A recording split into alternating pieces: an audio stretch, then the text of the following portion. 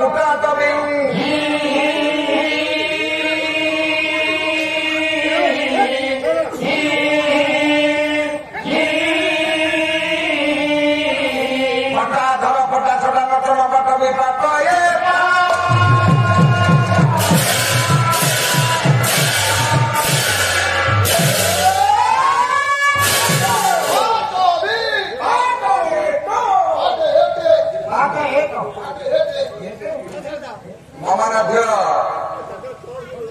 समानात्मक साहित्य सिद्धि दर्शक समाज पुराण प्रश्न महामौसी कुनाकुनी भाई भौणी देते महोदय सांस्कृतिक अनुष्ठान छोट बड़ जड़े जड़े कलाकार हिसाब से आम जो मचासीन भगवत चिंता चेतना भितर छटिया जीवन जी संकलन करूँ सीमा सरहद भितर दीपद प्रभुत चिरपरिण ठाकुर लीला पुरुषोत्तम महाप्रभु धराधाम अवतीर्ण हो लीला प्रकट कर सीमातीत ए दंपति गीता पुराण उपनिषद वेद वेदांत जेड़े शास्त्र नीति हूँ ना कहीं यही जड़े आम कहीपर प्रभु संपर्क में सब जानी सर्वोपरि आपण मान निकट गोटे श्लोकावृत्ति कर बही है सिद्धांत दर्पण कवि है महामहोपाध्याय पठाणी सामंत पठाणी सामंत कहले हे लीलाद्री महोदय जगत पिता जगन्नाथ आपको शतकोटी प्रणाम जनाऊँ आपणकर रूप अनंत कथा अनंत गाथा अनंत चरित्र अनंत प्रभु आप अनंत रूपी नारायण जार आगे ना अंत ना प्रभु आगे अनंत सृष्टि कर अनंत सृष्टि कले कहीं ना एक अनेक सृष्टि कर कारण प्रभु जिते दिवसता या आत्मसंतोष लाभ है जहाँ जगन्नाथ दास कहले एणु मानव सृष्टि कला जन विश्राम सर्वलीला मनीष को तैयारी कर सारा पर प्रभु विश्राम नहीं कारण एत दिवस तैयारी कले आज्ञा मनीष हूँ श्रेष्ठ प्राणी आनीष को तैयारी कलापर प्रभु चिंता कले या भली देह और विश्व ना ये 56 कोटी जीव जगत भर ये हूँ श्रेष्ठ प्राणी जे ओडिया भागवत जगन्नाथ दास कहले दुर्लभ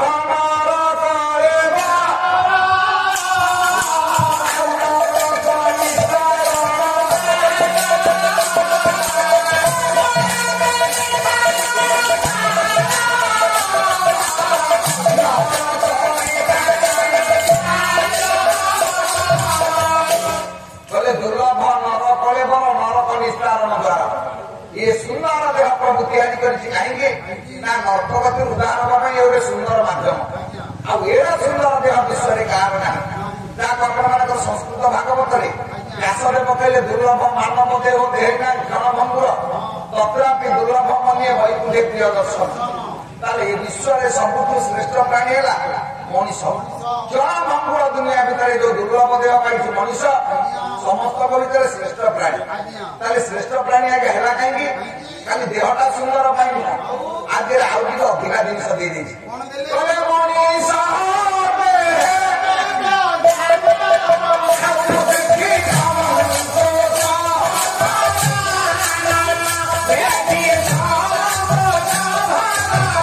मनीष दिए गोटे दिव्य ज्ञान प्रभु दे समस्त दिए आज्ञा ज्ञान अच्छी जदि ज्ञान न था आम के किसी जापारते आप देखुना गाई कुकुर बिराणी महिषी आप जिते जीवजंतु बसी दिए ज्ञान किसी अच्छी जदि ज्ञान न था से मालिक को चिन्हुंट केमी गाई टाक आप छाड़देवे से दिन सारा बुल चर संध्या बेलू मालिक घर को आसो कारण से जानूचे यहाँ मो मालिक घर आज्ञा ज्ञान अच्छी कि से दिव्य ज्ञानी नुह दिव्य ज्ञानी हूँ केवल मनीष जे बुझीपे अन्य को बुझे पारे एडे सुंदर गुरु दायित्व प्रभु दे 56 कोटी जीव जगत भर प्राणी श्रेष्ठ हूँ ध्रुव तो बड़ी देह विश्व कहानी ना ज्ञान हूँ तोर उत्तम मनीष जन्म है आज्ञा दुर्लभ ज्ञान दिव्य ज्ञान दुर्लभ देह ता कहबनी ये कथा बढ़ी जाऊँ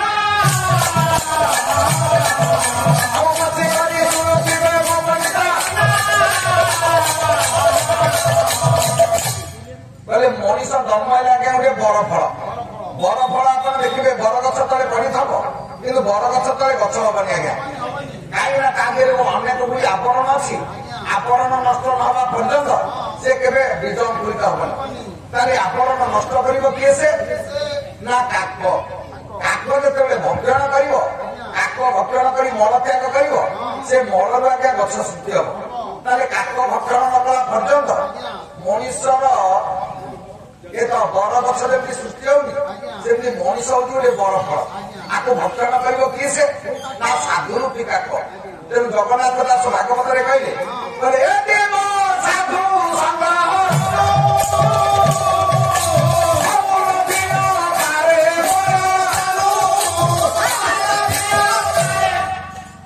ମଣିଷ ବିନା ସାଧୁ ସଂଘରେ ଆଜ୍ଞା କିଛି କରିପାରିବନି। ଏଡେ ସୁନ୍ଦର ଦୁର୍ଲଭ ଦେହ ପାଇଛି, ଦିବ୍ୟ ଜ୍ଞାନ ପାଇଛି, ସାଧୁ ରୂପୀ କାକ ଯଦି ଭକ୍ଷଣ କରିବେ, ମୋଟାମୋଟି କଥା ସାଧୁ ସାଙ୍ଗରେ ମିଶିବ, ତାହେଲେ ଯାଇ ଦେହର ଦାମ ବଢିବ। ଯଦି ସାଧୁ ସାଙ୍ଗରେ ନ ମିଶିବ ମଣିଷ କିଛି କରିପାରିବନି। ଜଗନ୍ନାଥ ଦାସ ସିନା କହିଲେ ସାଧୁ ସାଙ୍ଗରେ ମିଶ, ଏ କଥାରେ ଏକମତ ହେଲେ କିଏ ସେ? ଆପଣ ମାନଙ୍କର ଆଦିଗୁରୁ ଶଙ୍କରାଚାର୍ଯ୍ୟ।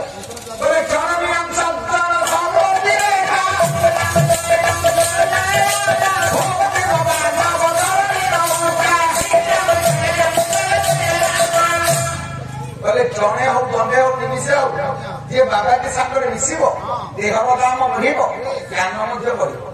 ସାଧୁ ସଂଘ ନ କଲା ପର୍ଯ୍ୟନ୍ତ ମଣିଷ କିଛି ପାଇନି କି ପାଇନି। ତାହେଲେ ସାଧୁ ସଂଘ ମଣିଷ ପାଇଁ ନିହାତି ଆବଶ୍ୟକ।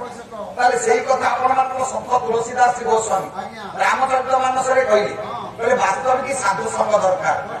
ବିନୁ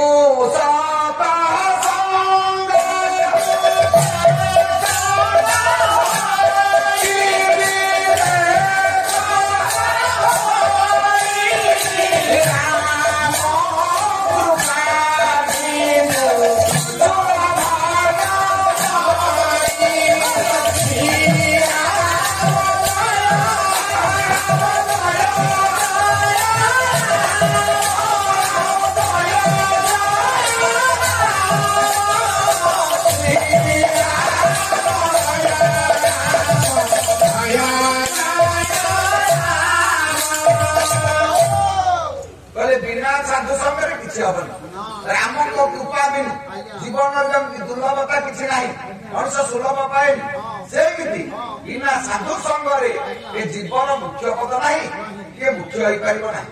ତାହେଲେ ସାଧୁ ସଂଘ ମଣିଷ ପାଇଁ ନିହାତି ଦରକାର।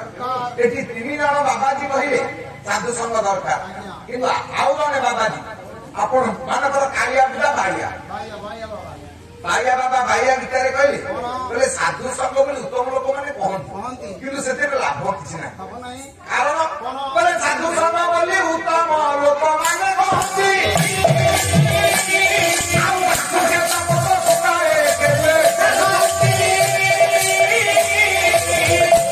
କହିଲେ ବିନା ସାଧୁ ସଂଘରେ କିଛି ହବନି।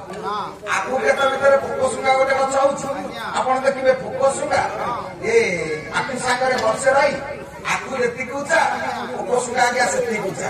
ଆଚ୍ଛା, ବର୍ଷ ଶେଷରେ ଆପଣ ଆଖୁ କାଟିବେ, ସେ ମିଠା ଲାଗିବ, କିନ୍ତୁ ପୋକଶୁଙ୍ଗାକୁ ଯଦି ଆପଣ କାଟିବେ ସେ କଣ ମିଠା ଲାଗିବ? ସେ ମିଠା ଲାଗିନି କି ମିଠା ଲାଗିବ। ତାହେଲେ ଜୀବନ କାଳ ଭିତରେ ଆପଣ ଯେତେ କଥା କରନ୍ତୁ ନା କାହିଁକି ସାଧୁ ସଂଘ ନିହାତି ଦରକାର। ସିନା ଏମାନେ କହିଲେ, କିନ୍ତୁ ଏ କହିଲେ ଭୁଲିଗଲା। କାରଣ ଆପଣ ଚିନି କିଲେ କିଣିନେବେ, ତା ଦେହରେ ଗୋଟେ କଲରା ପକେଇଦେବେ, 7 ଦିନ ପରେ ଆପଣ କଲରା ଟିକେ ବାହାର କରିବେ। କଲରା ଟିକେ ଯଦି ଚୋବେଇବେ, ସିଏ ଦଳୀୟ ଅଂଶ କମି ଯାଇଥିବ, କିନ୍ତୁ ଯୋଉ ପିତାକୁ ସେଇ ପିତା, ସେ ମିଠା ହବନି। ତାହେଲେ କଲରାଟା ଯଦି ଆଖୁ ଭିତରେ ପୋକଶୁଙ୍ଗା ରହି ମିଠା ହେଲାନି, ଚିନି ଭିତରେ ପୋକଶୁଙ୍ଗା ରହି ମିଠା ହେଲାନି, କିନ୍ତୁ ଆମେ ଯଦି କହିବା ବାବାଜୀ ସାଙ୍ଗରେ ମିଶିବା, ତାହେଲେ ହବ କେମିତି? ତାହେଲେ ବାବାଜୀ ସାଙ୍ଗଟା କଣ ମିଛ? ନାଇଁ, ଆମ ମିଶିବାଟା ମିଛ।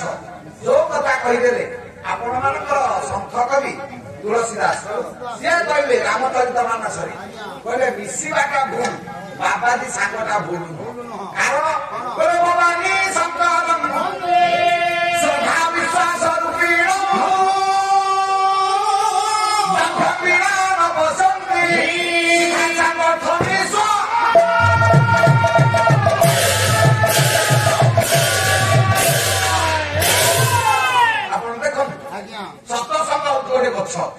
ସତସଙ୍ଗ ହଉଛି ସାଧୁ ସଂଘ। ସାଧୁ ସାଙ୍ଗରେ ଆମର ମିଶିଲେ କଣ ହବ ନା, ମିଶିଲେ ଆମେ 3ଟି କଥା ପାଇବା। କହିଲେ ଚରିତ୍ର ଗଠନ ହବ, ବିବେକୀ ହବା, ଆଉ ମୁକ୍ତି ମାର୍ଗ ମିଳିବ। ଏ ତିନି କଥା ସିନା ଇଏ କହିଦେଲେ ସାଧୁ ସଂଘରେ ମିଳେ।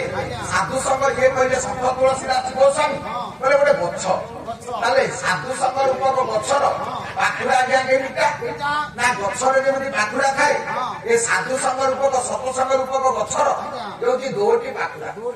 ପାଖୁଡା ଦିଦି ଆଜ୍ଞା କିଏ ସେ? ଗୋଟିଏ ପାଖରେ ଶ୍ରଦ୍ଧା, ଅନ୍ୟଟି ବିଶ୍ୱାସ। ଶ୍ରଦ୍ଧା ବିଶ୍ୱାସ ଥାଇ ଆପଣ ଯାହା ଦେବେ ପ୍ରଭୁ ସେ ସମର୍ପଣ କରିଦେଲେ ସେ ଗ୍ରହଣ କରିବ। ଯଦି ଶ୍ରଦ୍ଧା ବିଶ୍ୱାସ ନାହିଁ ଅଯଥାରେ ଆପଣ ଯେତେ ଦିଅନ୍ତୁ ଲାଭ କିଛି ଅଛି। ଜଗନ୍ନାଥ ଦାସ ଭାଗବତରେ କହିଲେ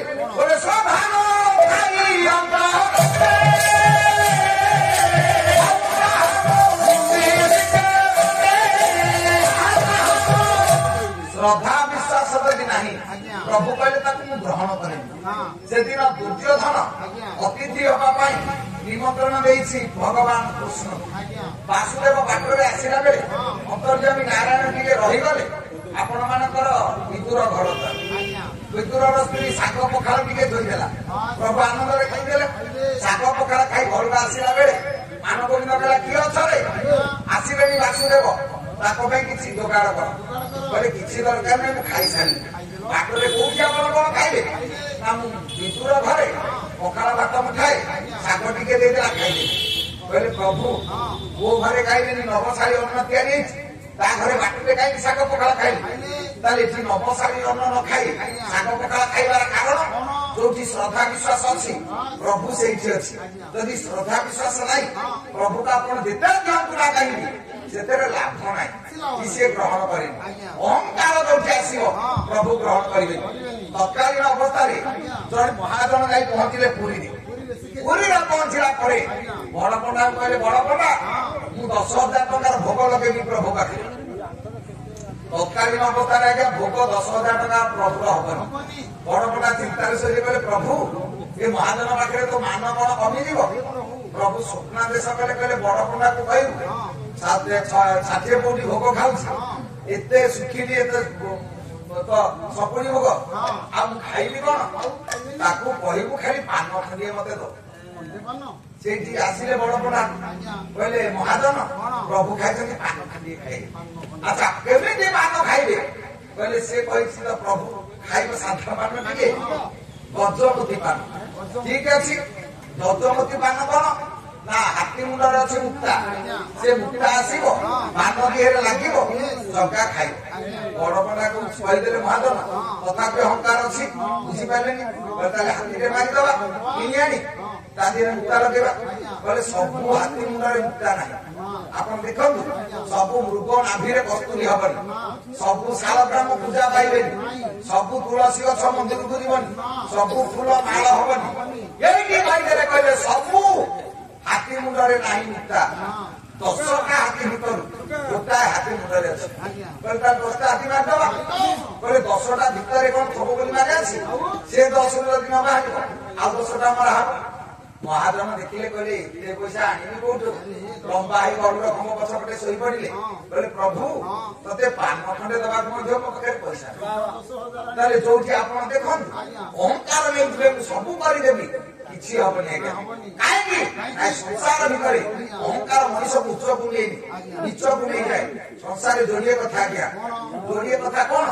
ଯୋଉ କଥା କହୁଥିଲେ ଏଇନି ଭାଇ, ଯେ ପୂର୍ବତନ ସରପଞ୍ଚ 2 ଜଣ ବୁଢା ଯୋଡିକ ନାହାନ୍ତି, ବର୍ଷକ ଭିତରେ ଶାଗ ହେଇ ପଳେଇଲେ। এই বুড়া গুড়িক অনুষ্ঠানটি করছেন। আপনার বালা অনুষ্ঠান লা পর্যন্ত আপনার সবু বর্ষ মনে পকাইবে তাহলে তাকে অনুদানের এই কথাটি হয়েছে। কাহিঁকি এ কথা কହୁছি না তাক না শুনিলে আমি আহা পদে কহিদেবা। কিন্তু আউ গোটিয়ে কথা আছে, মরিগলা ভাল হলা, ভাল লা মরিগলা। আমি আজ কଣ করছে? ভাল লোক যদি এতে মরিগলে তাক আমি শোক সভা করছে, নীরব প্রার্থনা করছে। কিন্তু আউ গোটিয়ে কথা আছে, মরিগলা ভাল হলা କଣ ହେଲା ରେ ନା ବିଶ୍ୱନାଥ ସ୍ୱାଇଁ ମରିଗଲା ନା ଗାଁରୁ ଗୋଟିଏ କ୍ରୀଡ଼ା ଗଲା। ତାହେଲେ ଗାଁରୁ କ୍ରୀଡ଼ା ଗଲା କାହିଁକି ହବ? ଭଲ ଥିଲା ମରିଗଲୁ କାହିଁକି ନା ହବ? ତାହେଲେ ସଂସାରରେ ବଡ ଲୋକ କାହାକୁ କହିବେ ଆଜ୍ଞା? 7 ମହଲା କୋଠା ନା ହଜାର ହଜାର କୋଟି ଟଙ୍କା, ସିଏ ବଡ ଲୋକ ନୁହଁ। ବଡ ଲୋକ ସେଇ ଯାହା ନାଁ ଶୁଣିଲେ ଆଖିରୁ 2 ଧାରେ ଲୁହ ବଳି ପଡିବ। ଏ ସୂର୍ଯ୍ୟ ଚନ୍ଦ୍ର ଥିଲା ପର୍ଯ୍ୟନ୍ତ ମଣିଷ ତାକୁ ମନେ ପକେଇବ। ସଂସାରରେ ସେଇ ହଉଛି ଆଜ୍ଞା ବଡ ଲୋକ। ତାହେଲେ କହିବାର ଉଦ୍ଦେଶ୍ୟ, ତାହେଲେ ଅହଙ୍କାର ଯୋଉଠି ପ୍ରଭୁ ସେଠି ନଥାଏ। ତାହେଲେ ଯେ ଶ୍ରଦ୍ଧା ବିଶ୍ୱାସର ସହିତ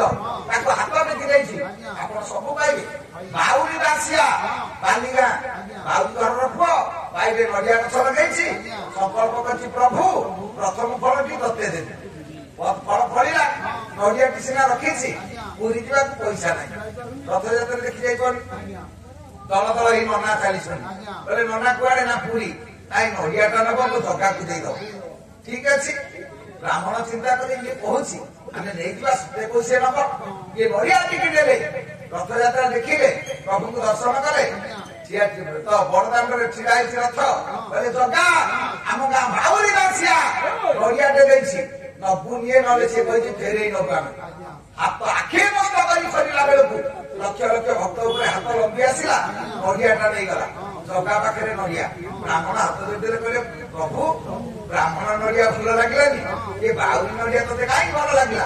ନା ବାଉରୀ ହେଲେ ମଧ୍ୟ ତା ମନରେ ଶ୍ରଦ୍ଧା ଅଛି।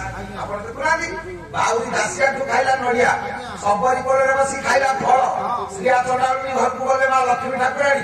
କିନ୍ତୁ ଆମେ ଏତେ ସଫା ସୁତୁରା ହେଇ ଝୋଟି ପକେଇ ଚକୁଳି ପିଠା ମଣ୍ଡା ପିଠା କରି ଧୋଇଛେ କାହିଁ ଲକ୍ଷ୍ମୀ ତ ଦିଦି ନାହିଁ। କାହିଁକି ନା ଶ୍ରଦ୍ଧା ଦରକାର, ବିଶ୍ୱାସ ଦରକାର। ଆମେ ଖାଲି ଅହଙ୍କାରରେ ପଇସା ଅଛି ବୋଲି ଆମେ କହିବା ମୁଁ ବଡ ଲୋକ ଯାହା କହିବି ସେଇଆ ହବ। କିଛି ନାହିଁ ଆଜ୍ଞା। ବଡ ଲୋକ କିଏ? ଯିଏ ଦେଇ ଦେଇଛି ସେ ନେଇଯିବାକୁ ତାକୁ କେତେ ଗଣି। ଆପଣ କଣ୍ଢେଇ ନାଚ ଆଉ ନାହିଁ। ଏବେ ତ କାଟୁନି ବାହାରୁ। କଣ୍ଢେଇ ନାଚ ବେଳେ ଭାରି ଉପରେ ମାଷ୍ଟର ବସିବ ସୂକ୍ଷ୍ମ ସୂତା ଲାଗି ତମ କଣ୍ଢେଇ ଦିହରେ ସେ ଆଙ୍ଗୁଠି ହଲେଇବ କଣ୍ଢେଇ ଡେଇବ। ଆଚ୍ଛା କଣ୍ଢେଇ ଯଦି ଭାବିବ ମୁଁ ନାଚୁଛି କିରେ ଆଙ୍ଗୁଠି ବନ୍ଦ କଲେ ତୁ ନାଚିବୁ କେତେବେଳେ? ତୋ ଗୋଡ ହାତ ସବୁ ତ ବନ୍ଦ ହେଇଯିବ। ସେମିତି ଆମକୁ ଜଣେ ନଚଉଛି ତାହେଲେ ଆମେ କଣ କରୁଛେ? ଯଦି କିଏ ପଚାରିବ ଏଇ ଘରଟା କାହାର? ନା ମୋ ଘର। ମୋ ଘର କରି ଆମେ ଛାତିରେ ହାତ ମାରିଦବା। ତାହେଲେ ଘର ତୁ କରିଛୁ? ନା ହଁ ନିଜେ ତିଆରି କରିଛୁ? ନା ନାଇଁ ନାଇଁ ଆମକୁ ଆମକ ମିସ୍ତ୍ରୀ କରିଛି। ବଢିଆ କରିଛି। ମିସ୍ତ୍ରୀ ତମେ ଘର ତିଆରି କରିଛ? ଆଜ୍ଞା। ଏଇ ଯୋଉ ଇଟା ପଥର ଆଣିଲ କୋଉଠୁ ଆଣିଲ? ନା ବେପାରୀ। ବେପାରୀ ପଥର ହେଲା। ବେପାରୀ ଇଟା ତମେ ଦେଇଛ ଏ ଘର ପାଇଁ? ନା ଆଜ୍ଞା। ଆଚ୍ଛା ଇଟା ପୋଡିଲ ଯେତେବେଳେ କଣ କଲ? ନା ମାଟି ବାଲିରେ ପୋଡିଲି। ମାଟି ବାଲି ଆଣିଲ କୋଉଠୁ? ତମର? ନା ଆମ ଗାଁ ପଦାରେ ଥିଲା। ପଦାକୁ ଆସିଲା କୋଉଠୁ? ନା ସେଇଟା ଈଶ୍ୱରଙ୍କର ସୃଷ୍ଟି। ଇରେ ବାଲି ମାଟି ତ ଈଶ୍ୱରର ସୃଷ୍ଟି। ଇଟା ବାଲା କହୁଛି ଇଟା ମୋର, ଯିଏ ଗଢିଦେଲା ସିଏ କହୁଛି ମୁଁ କରିଦେଲି, ଯିଏ ଶୋଉଛି ସିଏ କହୁଛି ମୋର। ମୂଳଟି ତ ତାର, ଡାଳୁଟି ତମର କେମିତି? ଇରେ ମୂଳ ତ ଆମର ନୁହଁ ଆଉ ଡାଳଟା ଆମର କେମିତି ହବ? ତେଣୁ ମୂଳ ତାର, ଡାଳୁଟି ତାର। ଆମେ ଘରକୁ ଲଗେଇ ଦେଇଛୁ ଅମୃତଭଣ୍ଡା ଗଛ। ଗଛଟା ଯଦି ପବନରେ ଆଉଜି ପଡିଲା ସୀମାରେ ଆମେ ପୋତିଦେଲେ ଚାଲାକି ଦେଖେଇ ଆଉ ସିଏ ଆଣିକି ବୁଝି ପାରିବନି। ଯଦି ପଡିଶା ଘର ବାଡ଼ି ନଈ ପଡିଛି ସେ କଣ ଅମୃତଭଣ୍ଡା ତୋଳିବ? ଜମା ମାଗିକି ଗୋଟେ ନବ। କାହିଁକି ନା ମୁଳୁଟି ପରା ଏପଟେ ତୋ ପଟକୁ ଶୋଇପଡା ଆମେ ତୋର କେମିତି? ତେଣୁ ସବୁର ମୂଳ ହଉଛି ସିଏ। ଆମେ ଅହଙ୍କାରରେ କହୁ ଆମର ସବୁ ଜମା ଆଜ୍ଞା କିଛି ନୁହଁ। ତାହେଲେ କହିବା କଥା ଯୋଉଠି ଶ୍ରଦ୍ଧା ବିଶ୍ୱାସ ମା ପ୍ରଭୁ ସେଇଠି। ଶ୍ରଦ୍ଧା ବିଶ୍ୱାସରେ ଆପଣ ତାକୁ ସମର୍ପଣ ଯାହା କରିଦେବେ ସେ ଆନନ୍ଦରେ ନେଇଯିବ। ଆଉ ଯଦି ସମର୍ପଣ ଭାବ ନାହିଁ ତାହେଲେ କିଛି ନାହିଁ।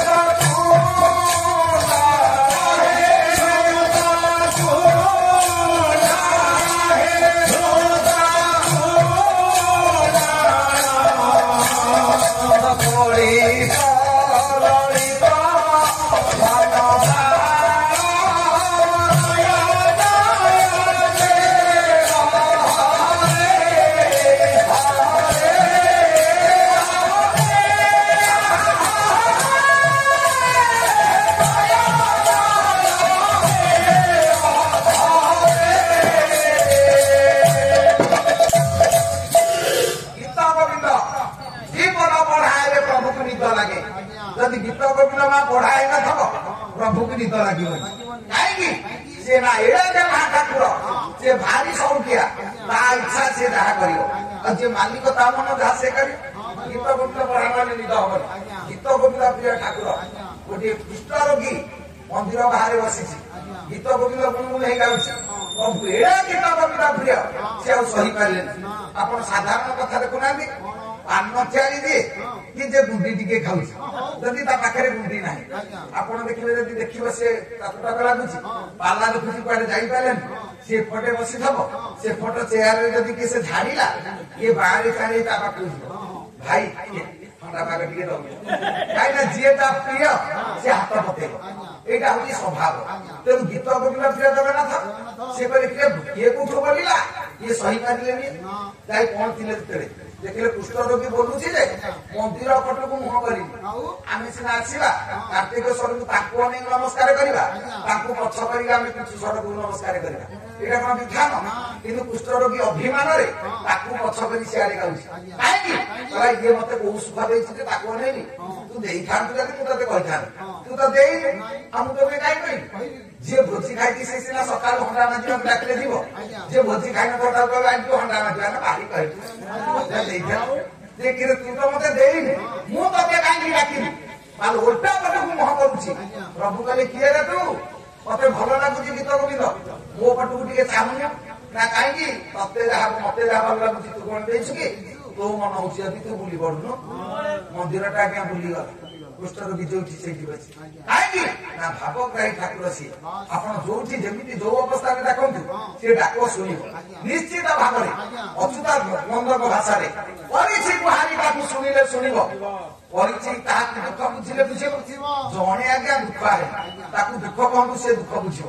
ଜଣେ ଦେବା ବାବା ତାକୁ ମାଗନ୍ତୁ ଘରେ ଭାତ ନାହିଁ ଖାଇବାକୁ ଓଡିଶା ଘରକୁ କେବେ କହିବେନି ଭାଇ ମୋ ଘରେ ଭାତ ନାହିଁ ମାଲ କହିବନି କେବେ କାହିଁକି ନା ସେ ଗାଁ ଯାକ ବିକିବ ହେ 3 ଦିନ ହେଲା ଖାଇନି ତା ଘରେ ଚାଉଳ ନାହିଁ ସେ ତ ଦବନି ପୁଣି ଗାଁ ଯାକ ବିକିବ। ବରଂ ଦୁଃଖ ଲାଗିଲା ଖାଇନାହାନ୍ତି ଘର କଣରେ ବସିବେ ବାହାରକୁ ବାହାରିଲା ବେଳେ ମୁହଁ ଧୋଇ ପାଉଡର ମାରି ହେଇକି ଆସିବେ କିଏ ଯଦି ପଚାରିବ କଣ ହେଇଛି ରେ ନା ହଁ ଟିକେ ମଟନ ଟିକେ ହେଇଥିଲା ଖାଇନି ବାଟି ଆସିଲେ ଆକୁ ଖାଇନି କହିଲେ ଇଏ କଣ ଦବ ଆଉ ଦବନି ତ ତାକୁ କାହିଁକି କହିବ? ଯେତେବେଳେ ଦୁଃଖ ପଡିବ ଘର କୋଣରେ ବସିବେ ଆଖିରୁ ଲୁହ ବହାଇ ଡାକିବେ ପ୍ରଭୁ ତୋ ଇଚ୍ଛା ତୁ ଯଦି ନ ଦବୁ ଦେଲା ବାଲା ସଂସାର କେହି ନାହିଁ। ଆଉ ଯିଏ ଡାକିଛି ତା କଥା ସିଏ ଶୁଣିଛି କାହିଁକି ନା ସେ ପୁରା ଭାବଗ୍ରାହୀ ଠାକୁର। ଯୋଉଥିପାଇଁ ଆପଣ ମାନଙ୍କର ସାଲରେ ପକେଇଲେନି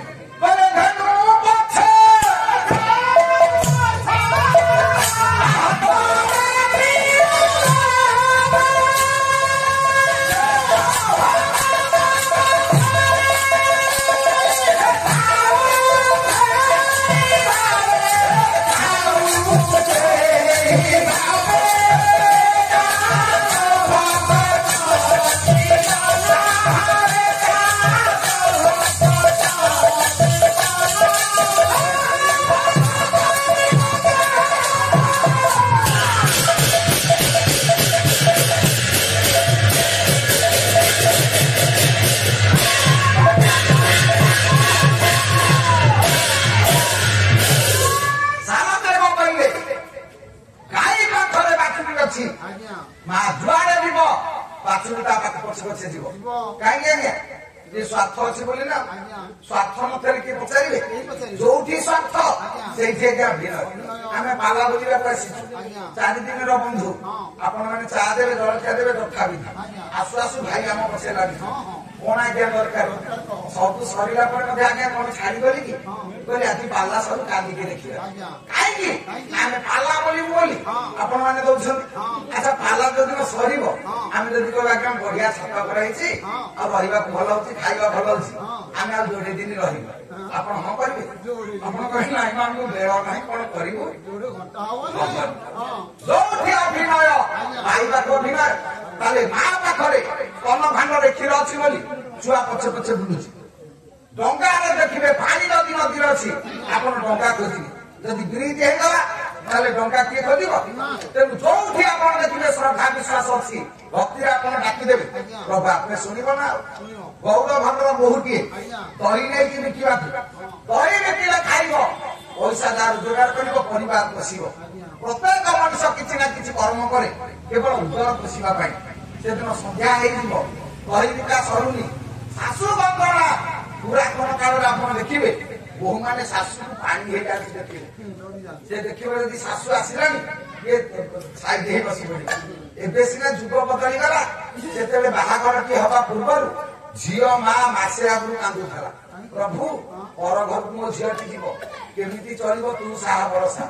ଏବେ ଆଜ୍ଞା ଆଉ ଝିଅ ମା କାନ୍ଦୁନି ବାହାଘର ଠିକ ହେଲା ମାତ୍ରେ ପୁଅ ମା ବସିକି କାନ୍ଦୁଛି ପ୍ରଭୁ କେମିତି ଲକ୍ଷ୍ମୀ ସାନ୍ତାଣୀ ଘରକୁ ଆସିବ ଖାଇବା ଦବ କି ନାହିଁ କିଏ କରିବ। ତେଣୁ ଜୀବନରେ ସବୁ ଓଲଟି ଗଲାଣି। କେତେବେଳେ ସିନା ସାର ପିଲା ଡରୁଥିଲେ ଏବେ ସାରେ ପିଲାଙ୍କୁ ଡରିଲେଣି ଯଦି ଚାପୁଡା ଟିଏ ଦବ ସସ୍ପେଣ୍ଡ ହେଇ ଘରେ ବସିବ। ଦଣ୍ଡମୁକ୍ତ ଅଞ୍ଚଳ ପରା ସ୍କୁଲ ବାରଣ୍ଡାରେ ଲେଖା ହେଲା ତମ ପିଲା ପଢିଲେ କେତେ ନ ପଢିଲେ କେତେ, ସିଝା ଅଣ୍ଡା ଖାଇଲା ଦଶମରେ ପାଠ ପଢିବନି, ଛୁଟି ଖାତ ଲେଖିବନି। କାହିଁକି? ଏଇଟା ହଉଛି ଆମର ଅନୁଶାସନ ଭାବ। ଯୋଉ ସଂସାରରେ ଯୋଉ ସମାଜରେ ଶାସନ ନାହିଁ ସେଠି ପିଲା ଭଲ ହବନି କି ତା ଭବିଷ୍ୟତ ଭଲ ହବନି। ଆଉ ପିଲାକୁ ସଜାଡ଼ିବା ପାଇଁ ଅନୁଶାସନ ନିହାତି ଦରକାର। ତାହେଲେ କହିବା ଉଦ୍ଦେଶ୍ୟ ସେଦିନ ଶାଶୁ କାଳେ କଣ ପାଟି କରିବ, କୋଉଠି ଥରିଲାଣି ବେପାରକୁ ଆସିଛି ଧରି ଲୋକେ ବିକି ପାରୁନି, ପ୍ରଭୁ ତୁ ଯଦି ନ ଚାହିଁବୁ ମୋ ପିଲା ଉପାସ ରହିବ ଆଉ ଶାଶୁ ମତେ ବାଡେଇବ। ସେଇଠି ପ୍ରଭୁ ଭାବଗ୍ରାହୀ ଠାକୁର ବସିଛି କୋଉଠି ଆଖିରୁ ଦି ଧାରେ ଲୁହ ଯେତେବେଳେ ବହିଗଲା ପ୍ରଭୁ ଆଉ ସହି ପାରିଲେନି, ଆଶ୍ରମ କଳମଳ ହେଇଗଲା। ସହି ବସିବା କେମିତି ଆସି ପହଞ୍ଚିଲେ ଯେତେବେଳେ କଳା ଧଳା ଟୋକା ମିଳିବ କହିଲେ ମାଉସୀ କଣ ଇଏ ନା ଦହି ଆଉ ଭାରି ଶେଷ ଦେଲୁ କେତେ ପଇସାର ବାପା ଦେବି ନା ପଇସା କହୁନା ଶୋଷ ଏତେ ହଉଛି ତୁ ଆଉ ବହୁତ କଣ ପଇସା ଆଣେ ଯେତେ ଦେଇ ଚାଲେ ପଇସା ହିସାବ କରେ ବୁଢୀରେ ଦଉଛି ଆଞ୍ଚୁଳାକୁ ଦହି ये दी भाई का पिउछन पी हिसाब कर दी जेते दही आनी खाली हे जाउची ताको मन खुशी हे जाउची जहां ये मो को सुनिले त ओझाला ये पिला पीता छी से बार-बार कहूची आंटी बड़ा को दही पी देले मागिला बापा पैसा दे दियो संध्या हम घर को जी ना सुस होतेला से ना पी देलु टंका दिए पैसा हम पाखरे नाही आश्चर्य कथा एटी बहुत चिंता करते दही थांता घर को नहीं जाइते देले मो पिला पी नहीं खाते किरे ये कोन आसीची सब पी देले कोठी पैसा नाही सेठी गोटे टका धरला हाथटा से कालिया टका धरला कहला तू मो धार तो भाई जाओ पैसा आनिबो तू तापर जिबु ये ती पहुंची बुढ़ी के कहला सुनो घरे परा तोर भात नाही कहूछु ये पैसा नहीं देले चावल नहीं खांतु ये खाउची केते लांचु 60 पौटी तो बोते टोपा के तो चावल नाही ये पिला जदि 60 पौटी खाउची तो दबु कोठु आ तो घरे जदि अतिथि उपास रहिले ताल तू जाने जे तू नर्तरे करी कारण शास्त्र कहती पर अतिथि नत्र भग्नाश महापति निवर्त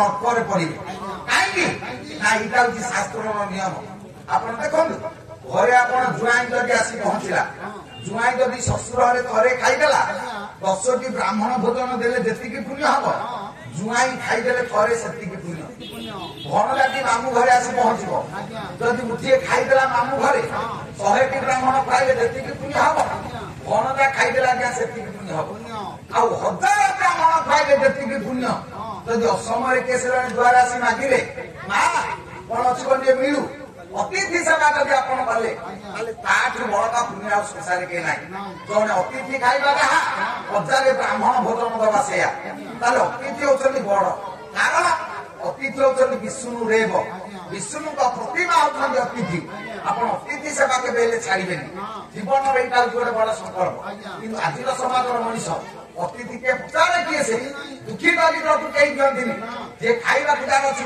पछे देवे अभावी लोक को देवे से भी न पाइबे बोले तू ताकू दे पारिबनी 60 पौटी खाइदब तो घरे उपास शोले कौन भल हम ताकू छाड़देला बोला तू रह से आर पिला की कहला माउसी तो पिला छुआ घर पड़ा आपको नौचु ये 1000 टणा करी राति तो घर जाक बुल तो पिला डरिले छाड़देला कहला कि दुखरे प्रभु जगह मत पकई दही खाता है आंबे दही लुण टे पकई मो पिला पी दे खाते तेरे संपूर्ण उपास कौन रही ये कौन तो दया थपा हाबुरे मत पकई देबे बड़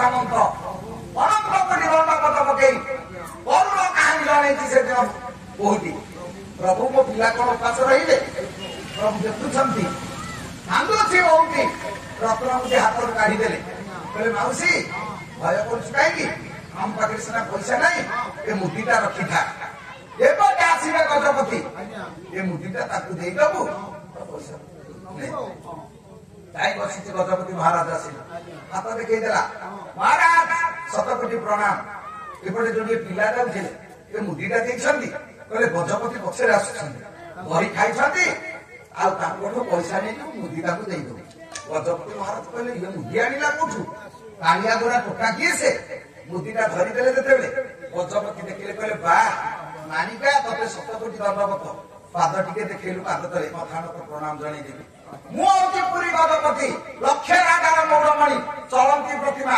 ଜଗନ୍ନାଥଙ୍କର ହଉଛନ୍ତି ମହାରାଜ ଗଜପତି ମୁଁ ଦିନେ କାଳେ ଏ ସୌଭାଗ୍ୟ ପାଇନି ତୁ ପ୍ରଭୁକୁ ଦହି ପିଆଇଦେଲୁ ପୁଣି ରତ୍ନମୁଦି ବନ୍ଧା ରଖିଛୁ ଦେଖନ୍ତୁ କାହିଁକି ନା ଭାବ ଯୋଉଠି ଶ୍ରଦ୍ଧା ଯୋଉଠି ପ୍ରଭୁ ଆନନ୍ଦରେ ଖାଇଦବ ଆଉ ଯଦି ଶ୍ରଦ୍ଧା ବିଶ୍ୱାସ ନାହିଁ ସେଗୁଡାକ ବେକାର ହେଇଯିବ ନା ସବୁଦିନ ତମେ ରୋଷେଇ କରୁଛ ରୋଷେଇ କଲା ବେଳେ ଯଦି ମନ ଖୁସିରେ ଶ୍ରଦ୍ଧାରେ ବିଶ୍ୱାସରେ ରୋଷେଇ କରିବ ପ୍ରଭୁ ମୋ ହାତରୁ 5 ଜଣ ଆଜି ଖାଇବି ତୁ ସାହା ସେ ରୋଷେଇ ଆଜ୍ଞା ଭଲ ହବ ଯଦି ଚିଡ଼ି ଚିଡ଼ା ହେବେ ମୁଁ କରିପାରିବି ମୋର ଅମକ ହେଇଗଲା ମୋର ସମକ ହେଇଗଲା ସେ ରୋଷେଇ ଆଜ୍ଞା ଭଲ ଲାଗିବ ସବୁ ପୋଡ଼ିଯିବ ତେଣୁ ଜୀବନରେ ଶାନ୍ତି ମନରେ ଖାଆନ୍ତୁ ସକାଳେ ଖାଇ ବସିବେ ଖାଇଲା ବେଳେ ସ୍ତ୍ରୀକି ପଚାରିବେନି ରୋଷେଇ କଣ ହେଇଛି କହିଲେ ଆପଣ ଭୁଲରେ ପଡିବେ ସିଏ ଯାହା କହିଦବ ଆପଣ ନମସ୍କାର କରିଦେବେ ଜଗା ମୋ କର୍ମରେ ଆଜି ଏହି ଖାଦ୍ୟ ଥିଲା ତୋ ପ୍ରସାଦ ପାଇବାକୁ ଆନନ୍ଦରେ ବଢିଆ ଲାଗିଲା ଆଉ କଙ୍କଡା ଚିଙ୍ଗୁଡି ଝୋଳ ହେଲା ବେଳେ ଡବଲ ଭାତ ଖାଇବ ସନ୍ତୁଳା ହେଲା ବେଳେ କହିବ କିଏ ଖାଉଛି ଶାନ୍ତି ଲାଗିବନି ତେଣୁ ଜୀବନରେ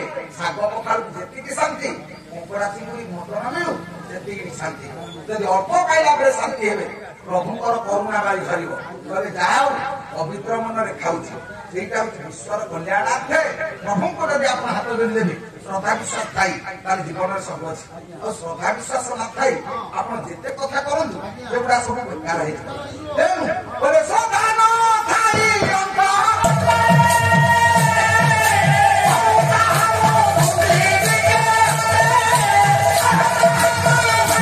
ଶ୍ରଦ୍ଧା ବିଶ୍ୱାସ ଥାଇ ଆପଣ ଦେଇଦେବେ ସେ ଆନନ୍ଦରେ ଖାଇବ ଯଦି ଶ୍ରଦ୍ଧା ବିଶ୍ୱାସ ନାହିଁ ତାହେଲେ ବେକାର ହେଇଯିବ ତେଣୁ ଆପଣ ମଠ ଯାଆନ୍ତୁ ବୈକୁଣ୍ଠ ଯାଆନ୍ତୁ ଗୀତା ପଢନ୍ତୁ ଭାଗବତ ପଢନ୍ତୁ ଯାହା କରନ୍ତୁ ଲୋ ମା ଯଦି ମନରେ ଶାନ୍ତି ଥାଇ ଶ୍ରଦ୍ଧା ବିଶ୍ୱାସ ଥାଇ ଆପଣ ପ୍ରଭୁଙ୍କ ନିକଟରେ ଆତ୍ମନିବେଦନ ଜଣେଇବେ ତାହେଲେ ଜୀବନରେ ସବୁ ଆପଣ ପାଇବେ ଯଦି ସେତକ ନାହିଁ ତାହେଲେ ଯେତେ କଥା କଲେ ମଧ୍ୟ ଲାଭ ନାହିଁ ଗୀତା ପଢିବେ ଭାଗବତ ପଢିବେ ପୁରାଣ ପାଠ ପଢିବେ ସବୁଦିନ ମଠ ମନ୍ଦିରକୁ ଯିବେ କିନ୍ତୁ କାମନା ଛାଡ଼ିବେନି ଲୋଭର ବଶବର୍ତ୍ତୀ ଆପଣ ଭୁଲ ଭାରି କରିବେ ତାହେଲେ ଲାଭ କଣ ଅଛି ଜୀବନ କାଳ ଭିତରେ ଆପଣ ଯାହା କରୁଛନ୍ତି କରନ୍ତୁ ନା କାହିଁକି ପ୍ରଭୁଙ୍କୁ ହାତ ଟେକି ଦେବେ ପ୍ରଭୁ ତୁ ସବୁ ଯଦି ଏତିକି ଅଛି ତାହେଲେ ଜୀବନରେ ସବୁ ଅଛି ଯଦି ଶ୍ରଦ୍ଧା ବିଶ୍ୱାସ ନାହିଁ ତାହେଲେ ସବୁ ବେକାର ତେଣୁ ଶ୍ରଦ୍ଧା ବିଶ୍ୱାସ ଥାଇ ଆମେ ଯଦି ବାବାଜୀ ସାଙ୍ଗରେ ମିଶିବା ତାହେଲେ ଦେହ ଦୁର୍ଲଭ ହବ ଜ୍ଞାନ ମଧ୍ୟ ଦିବ୍ୟ ଜ୍ଞାନ ହବ ଏ ଭବ ସଂସାର ଆମେ କରିବା ଆମେ ଜାଣିବା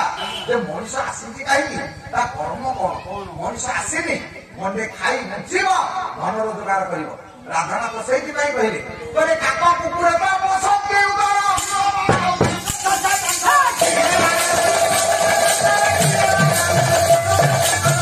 ଆଉ ଆଜ୍ଞା କଣ ପେଟେ ବିଷ୍ଟା ଖାଉନି କୁକୁର କଣ ପେଟେ ବିଷ୍ଟା ମା ଖାଉନି ଗାଉଠୁ କିଏ ସେ ଜାତି ଇତିହାସରେ ନାଁ ଲେଖା ହେଇଛି ନା କୁକୁର ନାଁ ଲେଖା ହେଇଛି ତାହେଲେ ଆମେ ଯଦି ଆସିଲେ ସମାଜକୁ ଖାଲି ଖାଇବା ବଞ୍ଚିବା ଲାଭ ନାହିଁ ଖାଇବା ପାଇଁ ମଣିଷ ବଞ୍ଚିନି ବଞ୍ଚିବାକୁ ମୁଁ କିଏ ଖାଉଛି ଆଉ ଯିଏ ଖାଇବାକୁ ବଞ୍ଚିଛି ସିଏ ମଣିଷ ନୁହଁ ସିଏ ପଶୁ ସହିତ ସମାନ ଆଉ କୁକୁର ସହିତ ସମାନ ତେଣୁ ଖାଇଦେବାରେ ବଡ କଥା ନୁହଁ ମଣିଷ ଆସିଛି କାହିଁକି ଯଦି ଆତ୍ମ ସମୀକ୍ଷା କରିବ ମୁଁ ଏ ସଂସାରକୁ ଆସିଛି କାହିଁକି ଆମେ କେତେବେଳେ ହେଲେ ବନ୍ଦ କରି ଆଖି ବନ୍ଦ କରି ଘରେ ଭାବିବା ସନ୍ଧ୍ୟାବେଳେ ପ୍ରଭୁକୁ ପ୍ରାର୍ଥନା କଲାବେଳେ ପ୍ରଭୁ ମୋ ପାଇଁ ମୁଁ କଣ କରିଛି ଦିନ ଯାକ ଖଟିଲେ କି ପାଲା ଗାଇଲେ ଦୋକାନ ଦେଲେ ଜଳଖିଆ ଦୋକାନ ଦେଲେ ଚା ବିକିଲେ ତମ ପାଇଁ କଣ କରିଛ ପଇସା ନେଲେ ପରିବାର ପୋଷିବ ଘର କରିବ କିନ୍ତୁ ତୋର ତ ସେଥିରେ ଭୂମିକା କିଛି ନାହିଁ ଘର ହେଲେ ପୁଅ ରହିବ ଆଉ ପଇସା ନେଲୁ ବିଲ କିଣିଲୁ ପୁଅ ଖାଇବ ବ୍ୟାଙ୍କରେ ଟଙ୍କା ଧରିଛୁ ପୁଅ ବୁଝିବ ମୋ ପାଇଁ କଣ କରିଛୁ ନିଜ ପାଇଁ ଆଜ୍ଞା କିଛି ନାହିଁ, ସବୁ ପର ପାଇଁ। ପର ପାଇଁ କରିକି ଲାଭ କଣ ଅଛି? ତାହେଲେ ମଣିଷ ନିଜ ପାଇଁ କଣ କରିବା ଦରକାର? ବୋଲେ ମନୁଷ୍ୟ ଜନ୍ମ